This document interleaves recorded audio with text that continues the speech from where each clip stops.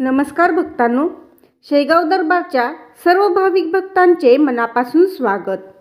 भक्तांनो, नारळी पौर्णिमेच्या दिवशी कोळी बांधव आणि आपण सर्वजण अथांग समुद्राला नारळ अर्पण करून समुद्र देवतेची पूजा करतो आणि संरक्षणाची प्रार्थना करतो.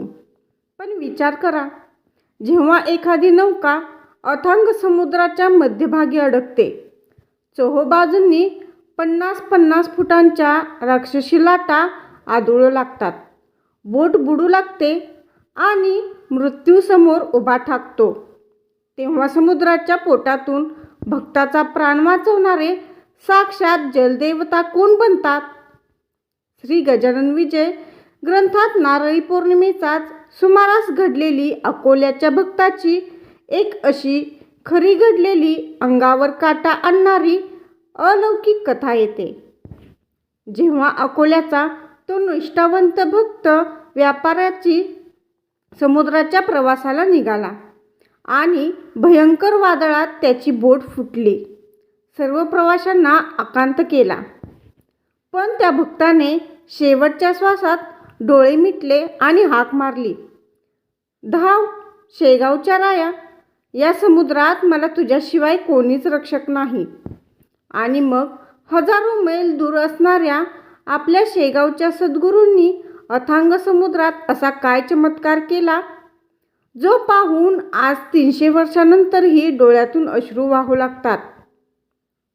समुद्राच्या लाटांवर महाराजांनी भक्ताचे प्राण कसे वाचवले आणि या नारळी पौर्णिमेला समुद्र देवतेसोबतच गजानन महाराजांचे अभय कवच कसे प्राप्त करायचे, आजच्या या विशेष प्रदीर्घ व्हिडिओमध्ये आपण उलगडणार आहोत श्री गजानन विजय ग्रंथातील अंगावर काटा आणणारी सत्य घटना, अकोल्याच्या भक्ताचे समुद्रातील रक्षण आणि नारळी पौर्णिमा. जर तुम्ही गजानन महाराजांचे सच्चे भक्त असाल आणि संकटाच्या काळात महाराजांच्या चमत्कारावर तुमचा ठाम विश्वास असेल, तर हा व्हिडिओ एक सेकंदही स्किप न करता शेवटपर्यंत पहा. चला तर मग सुरुवात करूया आजच्या या अलौकिक कथेला. भक्तांनो, ही कथा आहे श्री गजानन विजय ग्रंथातील एका परमभक्ताची. अकोल्यात राहणारा एक भाविक भक्त जो गजानन महाराजांचा परम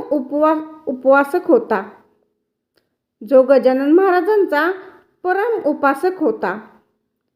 तो आपल्या व्यापाराच्या कामानिमित्त मुंबईहून जलमार्गाने समुद्रातून मोठ्या जहाजाने प्रवासाला निघाला होता. नारळी पौर्णिमेचा काळ जवळ आला होता. समुद्रात वारे वेगाने वाहू लागले होते. पण तो भक्त महाराजांवर पूर्ण श्रद्धा ठेवून बोटीवर सवार झाला. निघण्यापूर्वी त्याने शेगावच्या रायाचे स्मरण केले आणि मनात म्हटले, महाराज, प्रवास कठीण आहे, पण तुमचे नामस्मरण माझ्यासोबत आहे. बोटीतील सर्व व्यापारी आनंदाने प्रवास करत होते. सुरुवातीला सर्व काही शांत आणि सुरळीत वाटत होते, पण निसर्गाचा आणि नियतीचा खेळ कोणालाच ठाऊक नव्हता. बोट अथांग समुद्राच्या मध्यभागी पोहोचली आणि अचानक हवामान बदलले. आकाशात काळेकुट्ट ढग जमा झाले, विजा कडकडू लागल्या आणि समुद्रात 25 ते 30 फुटांच्या राक्षसी लाटा उसळू लागल्या. बोटीचा चालक नियंत्रण गमावून बसला. जोरदार वाऱ्यामुळे बोटीचे शडे फाटली आणि लाटांचा प्रचंड मारा बोटीवर होऊ लागला. बोटीच्या तळाला छिद्रे पडली आणि समुद्राचे खारे पाणी बोटीत वेगाने भरू लागले. सर्व प्रवासी भीतीने टाहोळ फोडू लागले. लोक आपल्या वस्तू पाण्यात फेकू लागले, देवाचा धावा करू लागले. कोणालाही वाचण्याची आशा उरली नव्हती. मृत्यू अगदी समोर उभा होता. बोटीचा कॅप्टन ओरडला, आता ही बोट काही क्षणात समुद्राच्या तळाशी बुडणार आहे. देवाची प्रार्थना करा. सर्व प्रवासी रडत होते, आकांत करत होते. पण तो अकोल्याचा एक भक्त कोपऱ्यात शांतपणे बसला. त्याने आपल्या गळ्यात असणारी महाराजांची प्रतिमा घट्ट पकडली, डोळे मिटले आणि काळजाच्या अंतिम तळापासून हाक मारली, हे शेगावच्या राया गजानना, या अथांग समुद्रात माझ्या हातात हात धरणारा तुझ्याशिवाय कोणी नाही. जर माझी भक्ती खरी असेल तर धावून ये माझ्या राया. तो भक्त मोठ्याने ओरडू लागला, गणगण गणात बोते, गणगण गणात बोते. आणि भक्तांनो, तिथे काय घडले? अथांग समुद्राच्या पोटातून अचानक एक अतिशय दिव्य सुवर्ण प्रकाश बाहेर पडला. ज्या लाटा बोटीला बुडवायला आल्या होत्या त्या अचानक शांत झाल्या. प्रवाशांनी पाहिले की समुद्राच्या पाण्यावर साक्षात गजानन महाराजांची भव्य तेजोमय आकृती प्रकट झाली आहे. महाराजांनी आपला अभयहस्त पुढे केला आणि फुटलेल्या बोटीला आपल्या दिव्य हातांचा आधार देऊन किनाऱ्याच्या दिशेने ढकलले. जी बोट 2 मिनिटात समुद्राच्या तळाशी गाडली जाणार होती, ती बोट सुखरूप किनाऱ्याला येऊन धडकली. सर्व प्रवाशांच्या डोळ्यातून अश्रू वाहू लागले. अकोल्याच्या त्या भक्ताने महाराजांच्या चरणी साष्टांग प्रणाम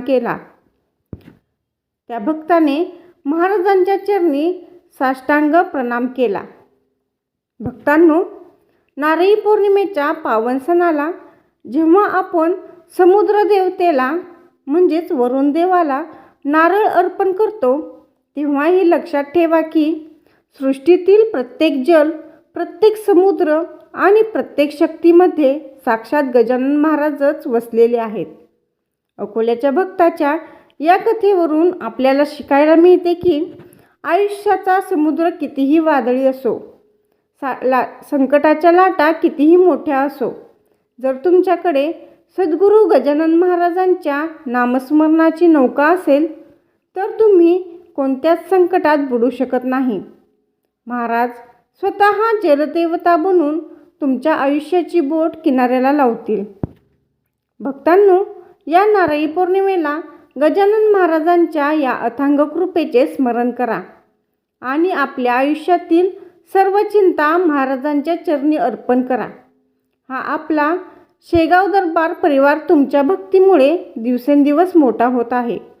जर तुम्हाला आजची ही नारळी पौर्णिमा विशेष सत्य घटना आवडली असेल तर कमेंट बॉक्समध्ये आत्ताच पूर्ण श्रद्धेने लिहा, जय गजानन आणि गणगण गणात बोते.